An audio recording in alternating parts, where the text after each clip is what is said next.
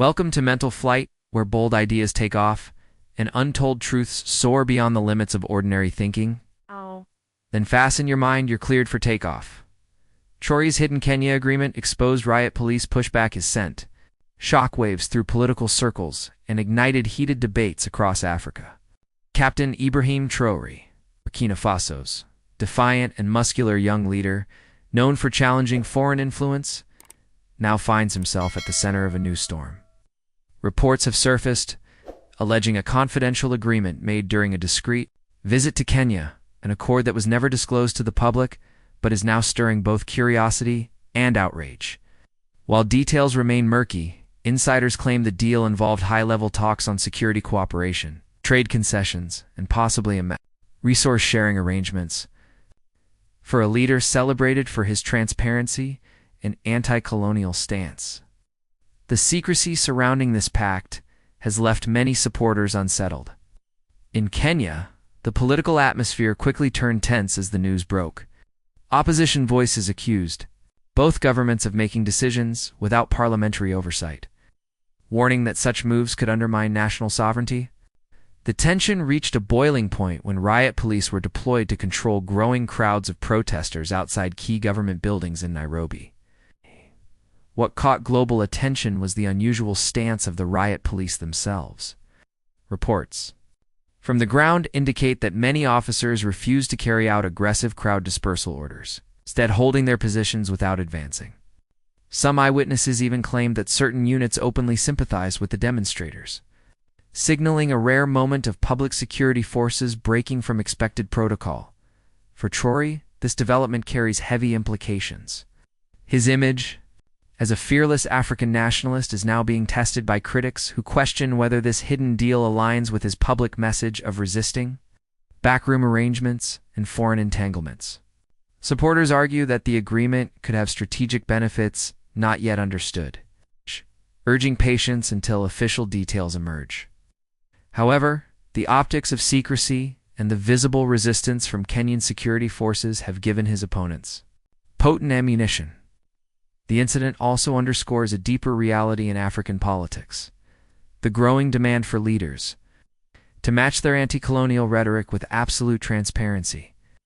As information spreads rapidly through social media, political maneuvers once hidden from public view are now quickly exposed, dissected, and challenged in real time. The standoff in Kenya reflects not only the fragility of such secretive diplomacy, but also the unpredictable power of public opinion when combined with visible dissent from state institutions like the police. Whether this moment will pass as a minor political hiccup or escalate into a defining controversy for Traoré depends on what comes next. Alleged secret agreement between Traoré and Kenya sparks public outrage as details leak about a high-level meeting that was never officially announced and whose content remains shrouded in mystery. The controversy began when whispers of a private diplomatic exchange surfaced, pointing to an unpublicized accord involving Burkina Faso's young, muscular and dark-skinned leader, Captain Ibrahim Traoré, and senior Kenyan officials.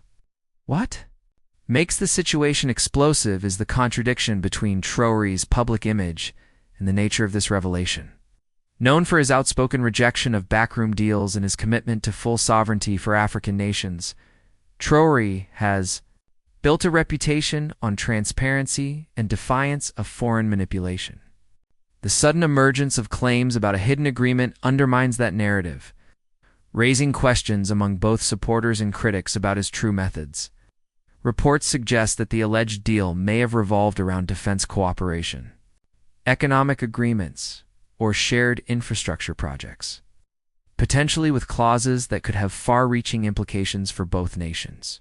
However, the absence of official disclosure has left the public to rely on leaks, political commentary, and speculation, a volatile combination in today's climate of instant information and political polarization.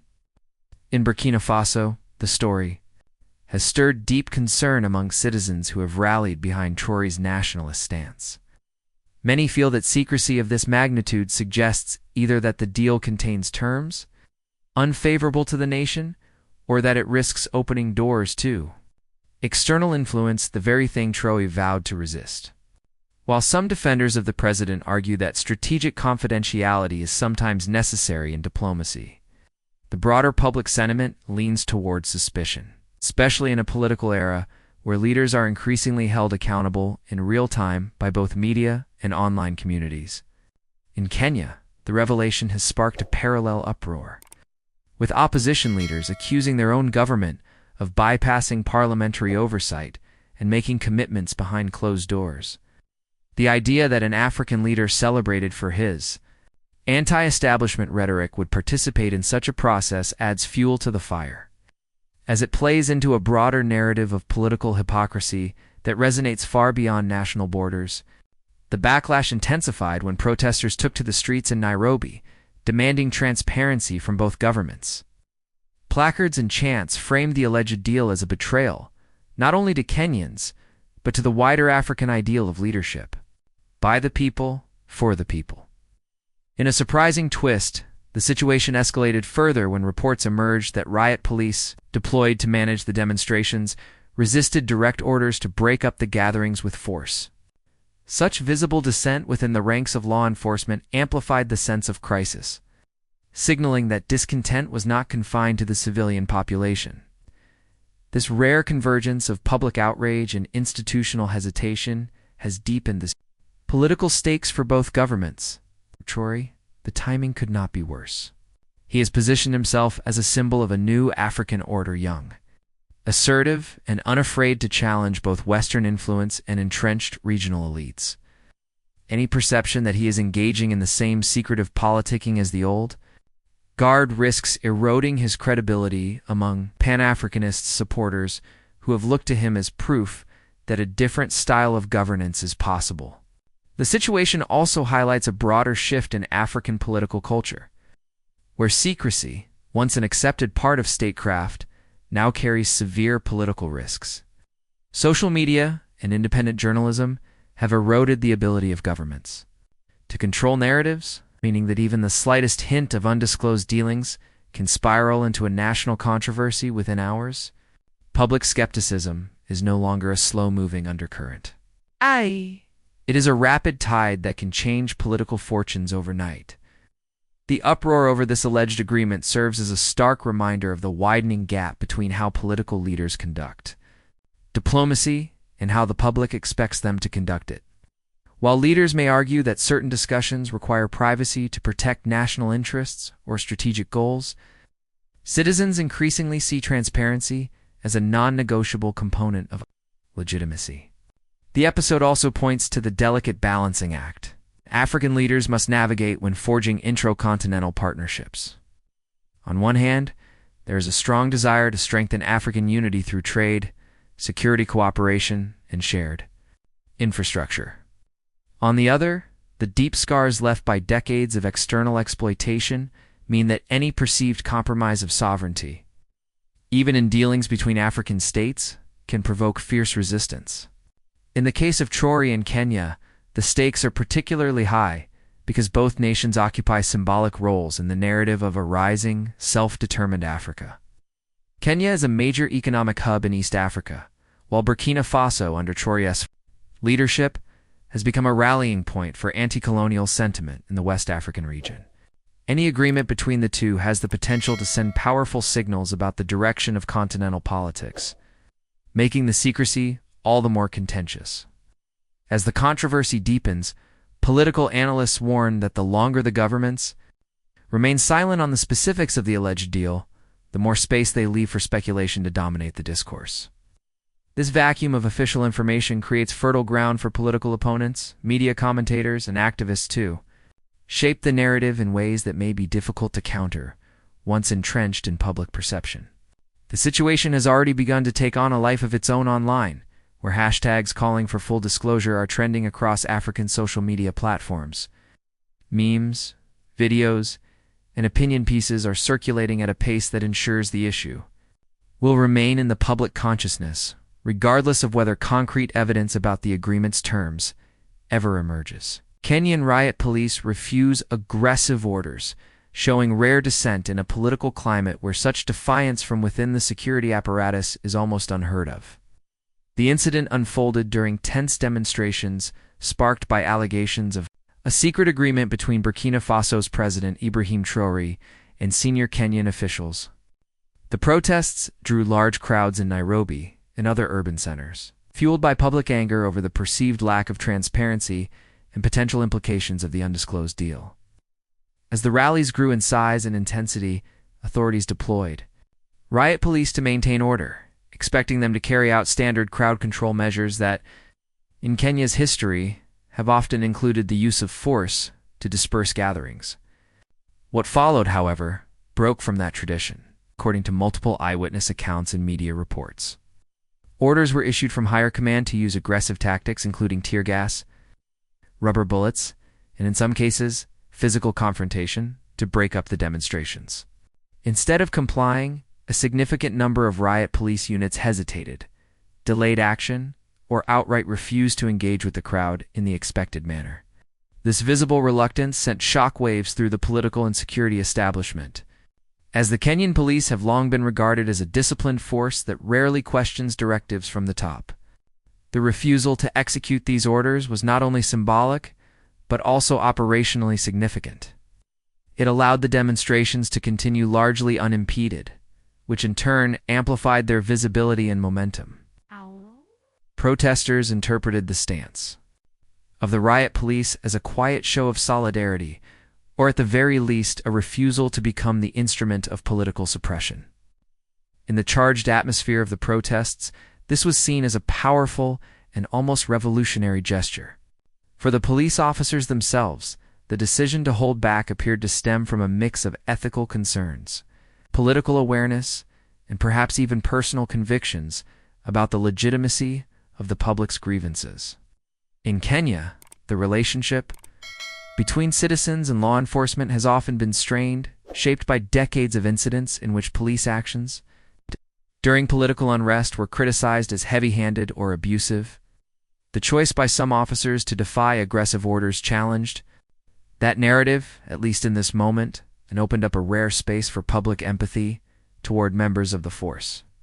Analysts observing the situation noted that this was not just a spontaneous moral decision by individuals in uniform, but potentially a reflection of deeper undercurrents within Kenya's political and security structures.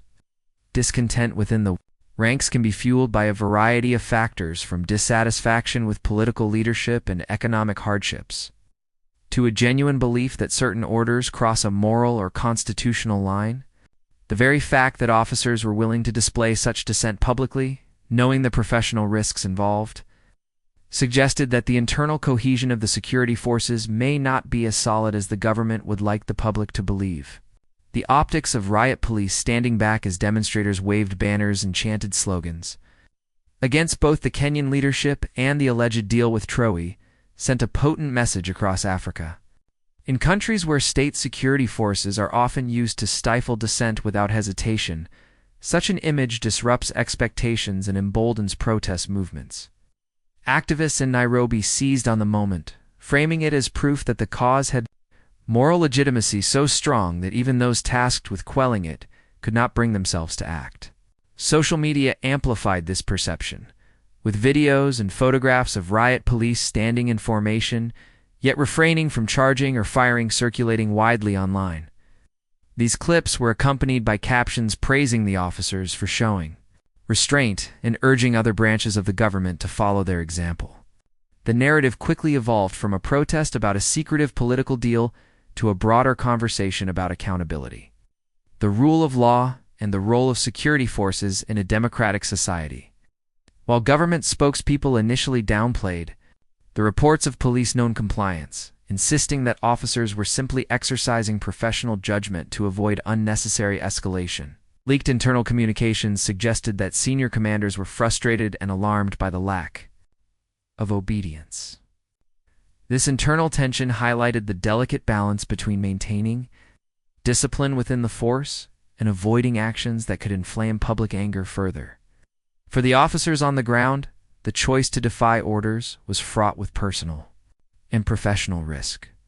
Disobeying direct instructions in such a visible context can lead to disciplinary action, loss of career advancement, or even dismissal. Yet the fact that they proceeded anyway suggests that the perceived stakes, both for the country and for their own integrity, outweighed the fear of repercussions. This rare alignment of public protests and security force restraint could have long-term consequences for how political dissent is managed in Kenya.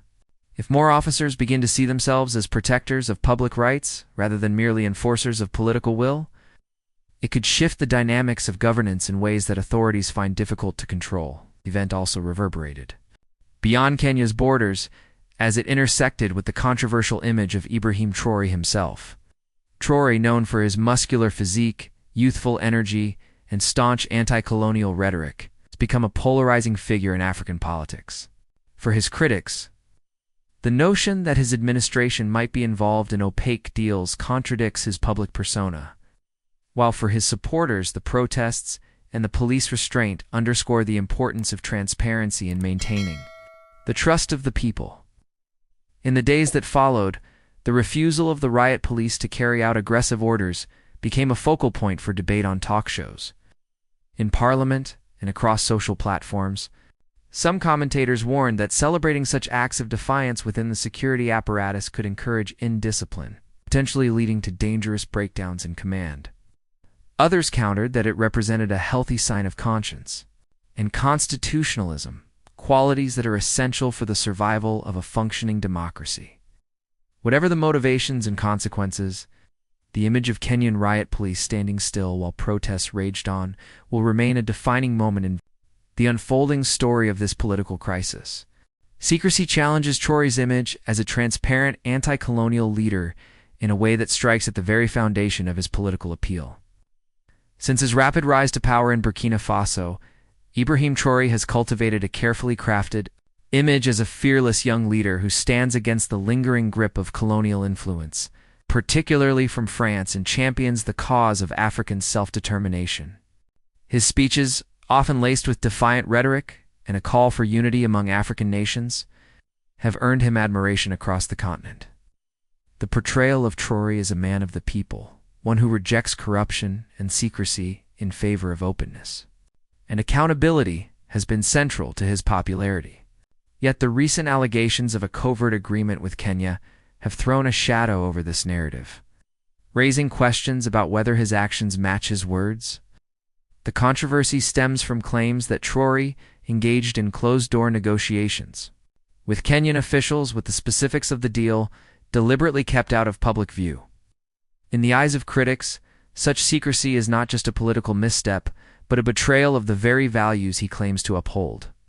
The lack of transparency fuels speculation about the nature of the arrangement, leading to rumors ranging from economic concessions to strategic security cooperation that could alter the balance of alliances in the region. For a leader who has built his reputation on resisting hidden agendas and backroom deals, this perception is deeply damaging. Political analysts point out that in an era where leaders are increasingly scrutinized in real time through social media and independent journalism, the mere appearance of secrecy can be as harmful as the actual content of a hidden agreement. For Traoré, whose political legitimacy rests heavily on his moral authority and perceived integrity, any suggestion of double-dealing risks eroding the trust he has worked so hard to build. Supporters argue that not all negotiations can be conducted in public view, particularly when national security or sensitive diplomatic relationships are at stake. They claim that the uproar is being fueled by political opponents and foreign actors. He'll see an opportunity to tarnish his image. Nonetheless, the burden of proof lies heavily on Traoré's administration to show that its actions align with its professed values. The tension between maintaining strategic discretion and living up to a promise of total transparency is one that has tested many political leaders before him. For Traoré, however, the stakes are higher because his anti-colonial stance is not just a political platform, but a moral crusade. Any deviation from the principles of honesty and openness risks being interpreted as hypocrisy. This is especially potent in the African political landscape, where distrust of leaders who speak of liberation but act in self-interest is deeply ingrained in the public consciousness. Across social media platforms, the debate has been fierce. Hashtags calling for Traoré to clarify the nature of the Kenya deal have trended in multiple countries, with both supporters and detractors weighing in. Some view the secrecy as a necessary evil in the complex world of diplomacy, while others see it as an unacceptable breach of trust.